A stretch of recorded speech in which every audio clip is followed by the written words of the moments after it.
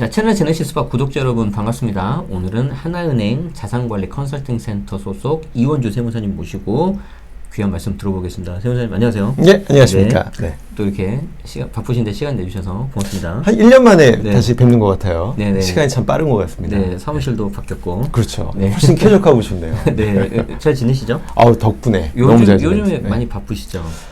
예, 요새도 뭐 세금 관련 문의가 좀 많이 있으시고요. 또 저는 이제 개인적인 취미 활동 때문에 좀 더 많이 바빠졌습니다. 개인적인 취미 활동이라고 하시면? 네, 이제 취미로 이제 마술을 계속 하고 있는데 그렇죠. 그 대회 준비 때문에 네네네. 이제 퇴근하고 또 주말에 네. 좀 따로 계속 연습을 하느라고 좀 많이 바쁘게 지내고 있습니다. 대회도 나가세요? 네네. 언제 나가세요? 일단 국내에 이제 여러 개 대회가 있는데요. 이제 작년부터 시작을 해서 올해 울산에서 하는 대회까지 가서 네. 입상을 좀 했고, 오. 또 그 좋게 봐주신 분이 계셔서, 네. 일본 이제 심사위원분이 계셨거든요. 그래서 네, 올해 네. 12월에는 도쿄 매직 컨벤션 출전권을 좀 받아냈습니다. 도쿄. 네. 오, 언제 가요? 12월 달에? 12월 16일에 갑니다. 12월 16일. 네. 또 아직 태어나서 거기서 한 번도 못 가봤는데, 도쿄 좋아요. 아, 좋습니까? 네, 저도 네. 출장 2015년에 갔었는데 그때 굉장히 좀 많이 좋았습니다. 네. 잘 가서 좋은 결과 있으시길 바라겠습니다. 아유, 감사합니다. 뭐 좀 보여주세요. 그러면. 그렇죠. 그런 걸 기념으로 해서 이제 네. 무대 마술은 아니지만 제가 네. 가장 좋아하는 마술 중에 하나를 네. 좀 준비를 해왔습니다. 네. 이렇게 보시면 여기 이렇게 공이 하나가 있거든요. 근데 이 공은 좀 네. 신비한 공이에요. 네네. 이거 손에다 놓고선 네. 이렇게 내 손이 칼이다 생각하고 이렇게 비비시면 놀라운 일이 벌어날 겁니다. 아, 그래요? 한번 해보시겠어요? 제가 해봐도 돼요? 그럼요. 네, 칼이다 생각하고 쭉 비비시면 됩니다. 네, 네, 네. 뭔가 좀 작아지는 것 같은데? 그죠? 네, 네, 네. 근데 잘라지진 않죠? 좀 더 정성껏. 정석껏? 네. 음. 안 되시나요? 여러분들 이거 잘 보이십니까 이거? 뭐 안 되는데? 잠시만요. 예. 때가 나오고. 예. 농담이고요. 예. 예. 잘 놓고 제가 비벼볼게요. 네네네. 잘 비비고 네네네. 보면 두 개예요. 오, 진짜? 두 개예요. 믿으시면 됩니다. 네네네. 진짜예요. 잘 보시면 네. 저 보여드릴게요. 네. 오, 두 개. 네. 신기하죠? 네네네. 자, 안 보이실 수 있는데 네. 이 두 개의 공을 가지고 하는 마술을 할 거예요. 제가 퀴즈를 드릴 거예요. 제가 네네. 이렇게 한 손에 잡고 이쪽에 하나 잘 잡을 거예요. 네네. 그럼 여기 몇 개 있죠? 하나 있죠. 하나 있죠. 여기는요? 하나 있죠. 네, 요거 맞추시면 됩니다. 네, 어렵지 오케이, 않아요. 오케이. 네. 자, 다시 한번 공 잘 잡고 잡을게요. 자, 여기 네. 몇 개? 하나. 여기? 하나. 자, 손 좀 잠깐 주시겠어요? 네. 자, 남성분하고는 잘 아는데 오늘 특별히 네, 네, 자, 네. 꽉 잡아주세요. 네. 꽉 잡고 네. 자, 제가 하나, 둘, 셋 신어줄게요. 어떤 느낌이 오세요? 아니 안 오는데. 다시 한번 집중해서 네, 네. 하나, 둘, 셋. 안 오는데. 다시. 네, 다시. 온다고 해요. 온다고. 네, 알았어요. 하나, 둘, 셋. 왔죠? 왔어. 자, 이번 어떤 자, 잘 보세요. 제가 네. 신호를 주면 네. 사라지고요. 오. 천천히 펴보시겠어요? 네. 오, 보여주시겠어요? 네. 오, 두 개가 됐어요. 네, 그쵸? 네. 다시 어떻게 두 개 한번 되지? 이 두 개를 가지고 다시 한번 잘 보여드릴게요. 자, 공 하나를 제가 여기다가 잘 집어넣을 거예요. 네. 그리고 하나 잡습니다. 여기 몇 개? 하나. 그죠? 하나 있죠? 여기 몇 개? 하나. 자, 다시 한번 손 좀 주시겠어요? 네네네. 자, 꽉 잡아주세요. 네. 꽉 잡아주세요. 네. 자, 그리고 제가 신어주겠습니다. 천천히 뒤집어서 펴주시겠어요? 오. 네. 세 개가 오. 됐습니다. 네. 이렇게 세 개가 되었고요. 네. 공 세 개를 가지고 혹시 셋 중에 마음에 드는 거 하나 있으세요? 이거 있는. 가운데 거. 가운데 거. 네. 가운데 걸 제가 주머니에 잘 집어넣고요. 음. 잘 집어넣고 하나를 잘 잡고 하나를 주머니에 다시 집어넣을게요. 네. 그럼 여기 하나. 공이 몇 개 있을까요? 하나. 그죠? 헷갈리시죠? 다시 한번 보여드릴게요. 다시 한번 보여드릴게요. 다시 한번. 뭐야? 제가 하나를 주머니에 잘 네. 집어넣고요. 네. 다시 하나를 잘 잡고 네. 하나를 잘 넣겠습니다. 네. 몇 개요? 하나. 헷갈리시는 것 같은데 제가 다시 한번 보여드릴게요. 하나가 아니에요. 세 개죠. 네네. 자, 손 좀 잠깐 주시겠어요? 네, 주세요. 꽉 잡아주세요. 네네. 꽉 잡아주시고 네네. 다시 한번 음. 신호를 드릴게요. 네. 뒤집어서 이거 세 개잖아. 천천히 펼쳐주세요. 네 개. 네, 네 개가 됐습니다. 이야. 공이 네 개가 됐고요. 네. 다시 한번 잘 보세요. 잘 보세요. 저 공 두 개를 잡아서 주머니에 잘 집어넣을게요. 의심하지 마세요. 없습니다. 네. 다시 한번 잘 잡고 나머지 하나를 주머니에 잘 집어넣겠습니다. 자, 그러면 이 공이 몇 개 있을까요? 하나. 이제 힌트를 드릴게요. 처음에 하나였죠. 네. 그 다음 두 개. 네. 그 다음 세 개. 어. 그 다음 몇 개? 네 개. 개. 몇 개일까요? 그럼 다섯 개야 혹시? 다섯 개? 다섯 개? 다섯 개? 다섯 개? 한번 가보자 그러면. 자, 신호를 주면 사라지는 마술입니다. 5개까지는 안 되구나. 야, 네, 이렇게 제가 되게 좋아하는 마술인데 보여드리면 네. 되게 좋아하셔서. 진짜 신기해요. 네. 지금 제가 눈앞에서 지금 보고 있거든요. 네. 진짜로 처음 보는 거고. 너무 신기한데? 네. 혹시 그걸 좀 어떻게 돈을 가지고 그렇게 할 수 없어요? 돈을 없앨 수는 있습니다, 제가. 아니, 만드는 건 안 배웠고. 아까처럼 한 4개, 5개로 만들어. 이제 우리 제네시스 수박 채널을 통해서 네. 이제 네, 그런 네. 방법을 많이 배우면 되지 않을까 생각이 듭니다. 아무튼 네. 제가 저는 이제 마술에 대해서 잘 모르는데 또 이렇게 굉장히 또 신기하고 눈앞에서 보니까 더 신기하고 유쾌한 것 같습니다. 네. 자, 오늘 그러면은 우리 마술 방금 보여주신 마술처럼 절세에 있어서도 좀 마술을 좀 보여주세요. 네. 네, 그래서 세금을 아까 하나를 3개, 4개 늘리지 마시고 한 3개, 4개 있는 세금을 하나로 줄여주세요. 줄여야죠. 아니면 네. 마지막에처럼 없애줘 그냥 차라리. 그렇죠. 자, 한번 우리 시작을 한번 해보도록 하겠습니다. 예, 알겠습니다. 네. 아까 제가 간단하게 소개는 드렸는데 네네. 다시 한번 소개 드리면 이완주 세무사님이시고요. 네.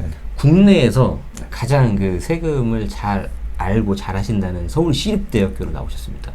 야, 이게 일반 분들 또 모르신 분들 계세요. 네. 저는 이게 아니까 또 말씀을 드리는 거고요. 매일경제, 조선일보, 뭐 금융연수원 엄청나게 많은 곳에서 강의도 하시고 특히 또 이제 하나은행에서 상담도 많이 하시죠. 네, 맞습니다. 네. 그리고 이제 블로그가 이제 마세의 세금 이야기인데 이게 이제 아까 마술하는 세무사. 맞습니다. 그쵸? 마술하는 세무사의 네. 약자죠. 그리고 이제 유튜브 마세TV가 있고요. 집 한 채만 있어도 꼭 알아야 하는 상속증여 절세 책이 있는데 이거는 제가 고정될 거라고 본문 더보기에 네네. 이렇게 해둘 테니까 필요하신 분들은 참고하시면 구독하시고 이웃 추가하시면 되겠습니다. 자, 그럼 오늘 세무사님 해주시는 내용이 좀 어떤 거예요?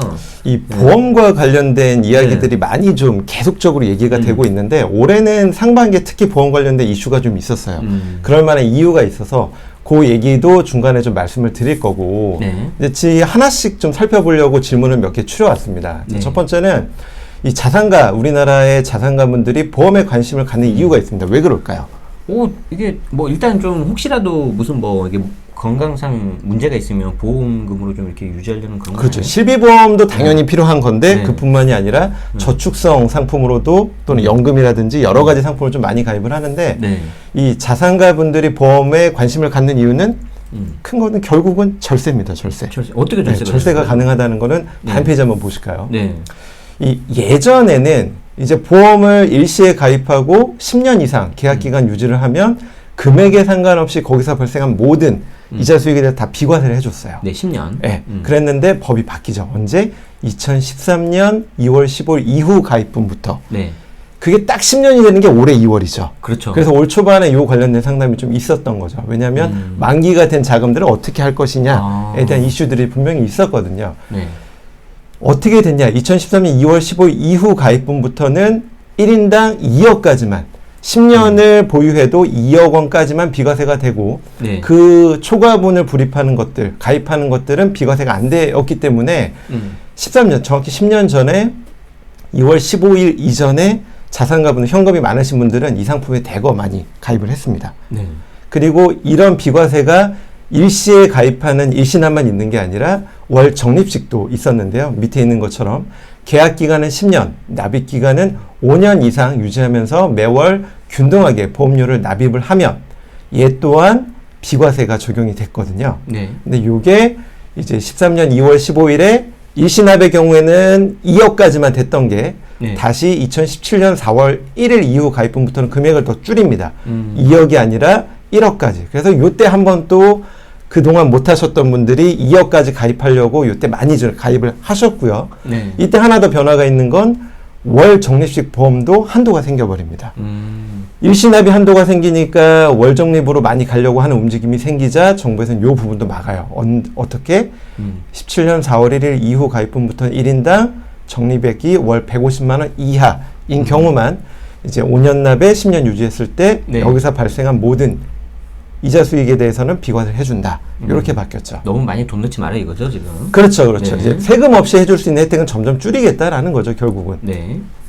그래서 이걸 법문구로도 한번 살펴보면 소득세법 시행령 25조에 나와 있는데 네. 17년 3월 31일 체결하는 보험계약의 경우에는 2억, 네. 17년 4월 1일부터 체결하는 거는 1억까지 한도가 점점 축소가 되고 있다라는 네. 거 하고 밑에 쪽에 월 적립으로 하는 이제 계약자가 한 명당 매월 납입하는 보험료 합계액이 150만 원 네. 이하인 경우까지만 비과세가 해주는 것으로 점점 혜택이 축소가 되어 왔다. 이 흐름을 좀 아시면 될 것 같고요. 네. 이 사람들이 제일 많이 헷갈리는 게 이제 많이 혼용해서 쓰시는 게 그런 거죠. 이제 소득이 없는 자녀나 배우자 명의로 보험을 가입해서 계속 불입을 해주면 네.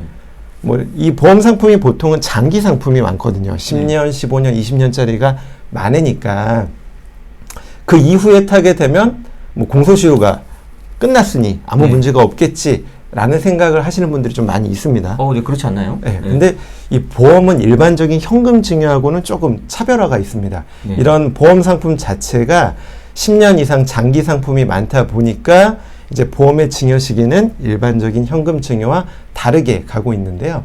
우리 보통 일반적으로 현금 증여하면 몇 년이 지나면 세금이 없다라고 일반 분들이 많이 알고 계시죠? 10년. 그렇죠. 보통 10년을 얘기합니다. 근데 이제 다음 페이지 보시면 네.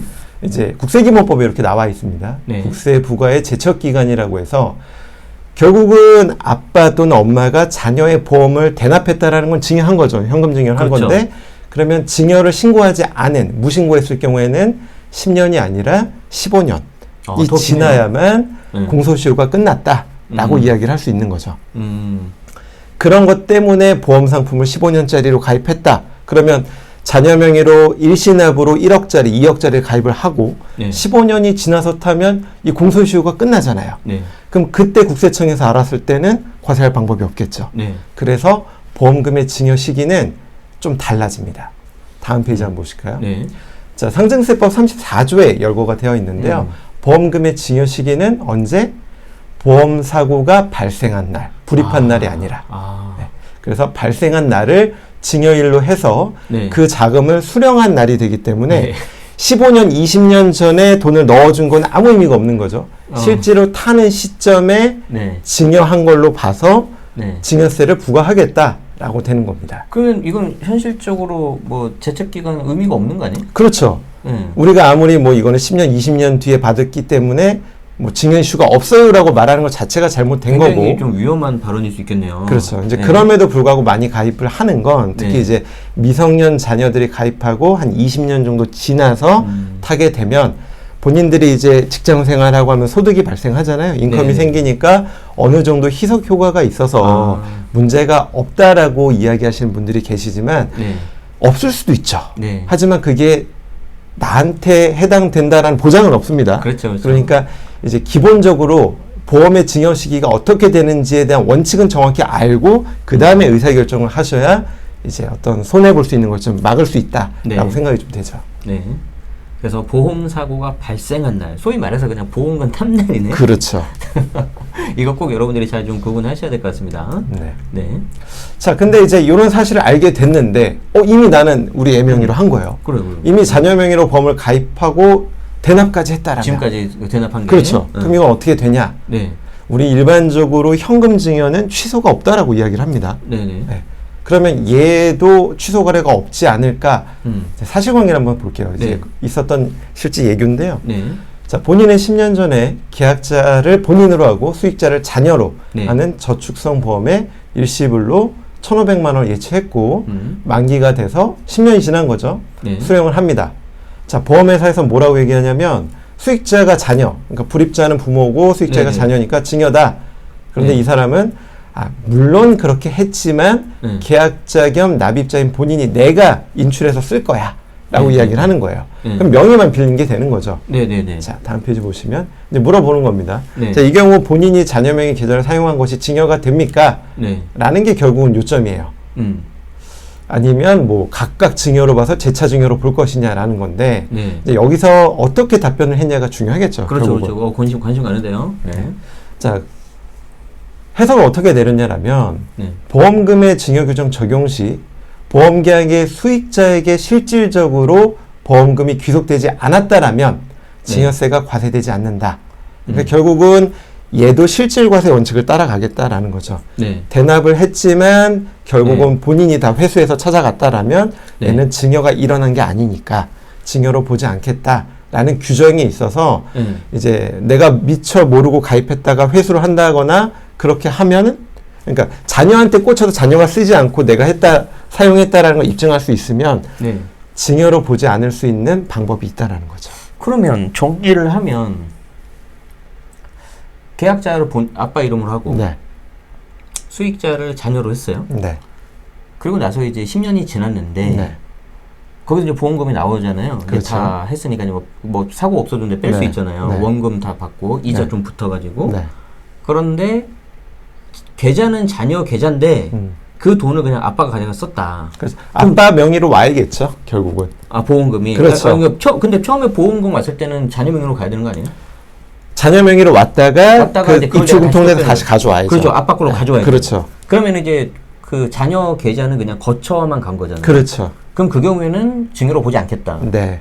근데 만약에 계좌도 자녀 계좌로 가고 그 돈을 자녀가 돈을 썼다. 쓰거나 투자 상품이라든지 뭔가를 해서 운용을 했다. 그래요. 그럼 이제 그건 자녀께 된 거니까 그때는 인정 안 해준다라는 거죠. 뭐 이제 증여재산 공제를 다 이미 넘어섰다면 증여로 그렇죠. 보겠죠. 네. 근데 두 번째 케이스는 이해가 되는데 네. 첫 번째 케이스를 왜 굳이 그렇게 하죠? 자녀 명의 그거를 빌려 써서? 빌려 쓴 게 아니에요. 이게 이제 음. 보험 설계사 분들이나 마케팅 하시는 분들한테 이렇게 하면 아무 문제가 없을 거예요.